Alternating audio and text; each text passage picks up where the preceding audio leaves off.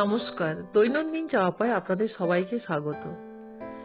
কড়াইয়ে একটু ঘি গরম করে ধুয়ে রাখা গোবিন্দভোগ চাল কড়াইয়ের মধ্যে দিয়ে দিলাম।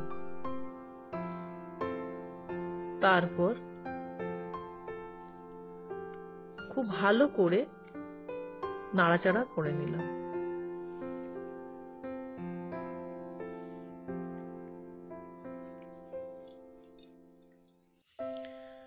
যতক্ষণ না চালটা ভালো করে ভাজা ভাজা হয়ে যাচ্ছে এবং ঘিয়ের সঙ্গে ভালো করে মিশে যাচ্ছে, এটা কড়াইয়ের মধ্যে নাড়িয়ে নিতে হবে।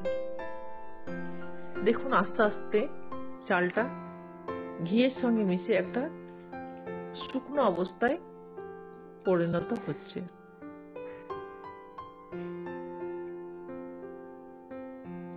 তারপরে সেই চালকে একটা পাত্রের মধ্যে ঢেলে নিতে হবে।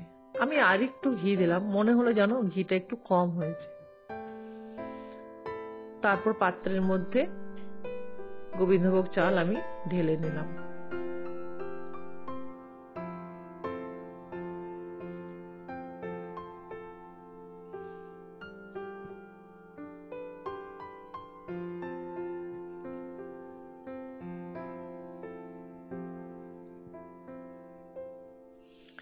তারপর একটা কড়াইয়ে সাদা তেল দিয়ে তার মধ্যে তেজপাতা, গোটা গরম মশলা দিলাম। এদিকে আমি গাজর, ক্যাপসিকাম ও বিনস কেটে রেখেছি, কেটে ধুয়ে রেখেছি। তারপর ওই গরম মশলা ও সাদা তেলের মধ্যে আমি কেটে রাখা সবজিগুলো দিয়ে দিলাম।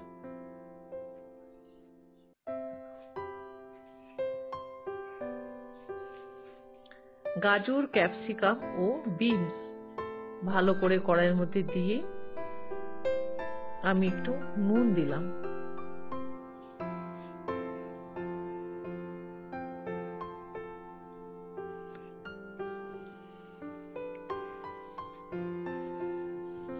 নুন ও একটু সামান্য হলুদ দিয়ে আমি সেটাকে খুব সুন্দর করে ভাজা ভাজা করে নিলাম।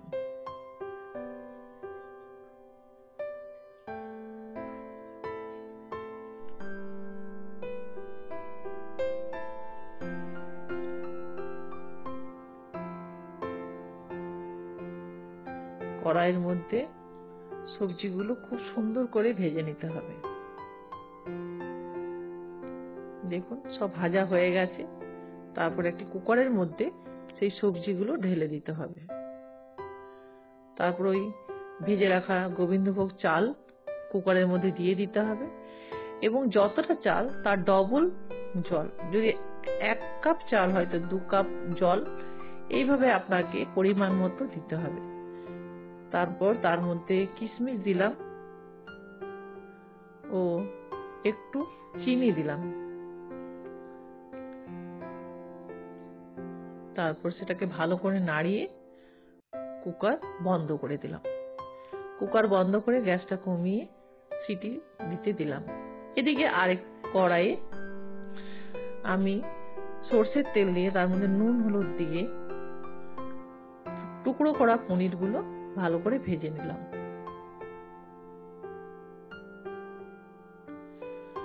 পনিরগুলো ভাজা হয়ে গেলে সেগুলো একটা পাত্রের মধ্যে তুলে নিলাম। পনিরগুলোকে বেশি ভাজিনি, অল্প ভেজেই তুলে নিয়েছি। তারপর সেই তেলের মধ্যে ক্যাপসিকামও ভেজে নিলাম।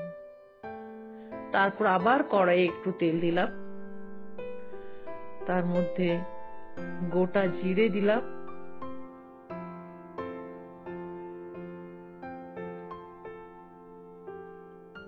তারপর তার মধ্যে টমেটো বাটা দিলাম। টমেটো বাটা দিয়ে ভালো করে নাড়াচাড়া করে তার মধ্যে নুন, হলুদ, জিরে গুঁড়ো, ধনে গুঁড়ো সব মশলা দিয়ে ভালো করে কষে নিলাম। আর একটু কাশ্মীরি লঙ্কার গুঁড়োও দিলাম। দিয়ে ভালো করে কষা হয়ে গেলে তার মধ্যে জল ঢেলে দিলাম।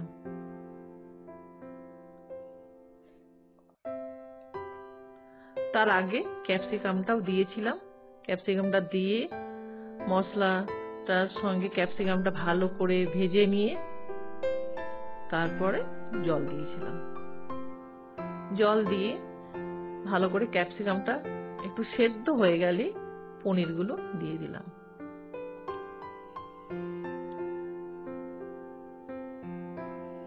পনিরগুলো দেওয়া হলে আবার ভালো করে নাড়াচাড়া করে তার মধ্যে একটু চিনি ও একটু গরম মশলা দিলাম।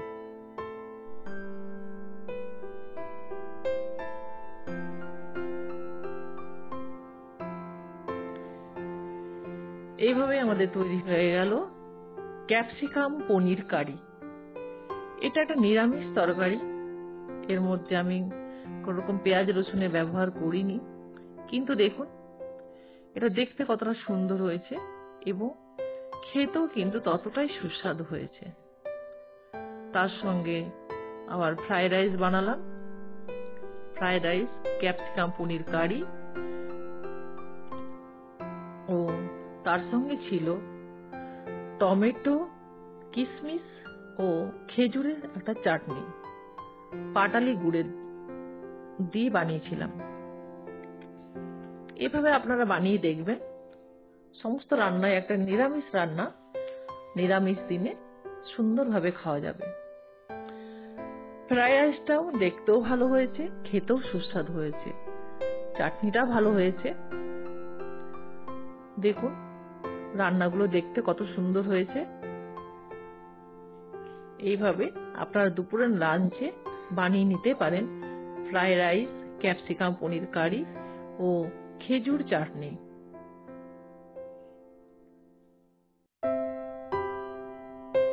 নমস্কার বন্ধুরা, আমার রান্না যদি আপনাদের ভালো লেগে থাকে তবে আমার চ্যানেলকে সাবস্ক্রাইব করবেন, যাতে আমি আরো আমার পথটা আরেকটু সুগম হয় এবং আমি আমার এই পথকে ভালোভাবে চালনা করতে পারি। আপনাদের সবাইকে ধন্যবাদ। এইভাবে আমি আমার ভিডিওটা আজকে শেষ করলাম। আবার আরেকটা নতুন রান্না নিয়ে আপনাদের কাছে আসবো। নমস্কার।